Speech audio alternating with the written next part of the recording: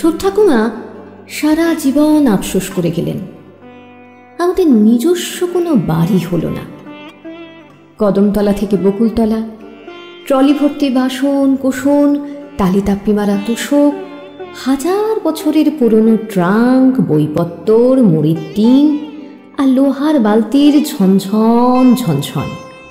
আবার বকুলতলা থেকে বাদামতলা, বাদামতলা থেকে বসন্ত রায় রোড, একটুখানি জলের জন্য কুরুক্ষেত্র, অন্যের বাড়ি সাফ, বাথরুম পরিষ্কার, অন্যের বাগানে রক্ত দিয়ে ফোটানো গোলাপ, সব ছেড়ে দিয়ে আবার টেম্পো কিংবা ট্রলি, আবার হাঁড়ি করা, আবার অশক্ত তক্তপোষ, জীর্ণ চেয়ার টেবিল, দারুণ রোদ্দুরে ঘামে, রাস্তায় রাস্তায়।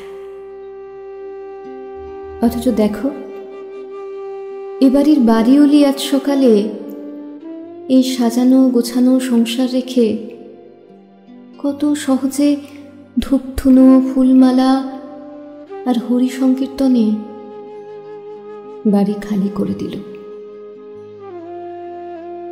বস্তুত আমাদের কারোরই নিজস্ব কোনো বাড়ি নেই।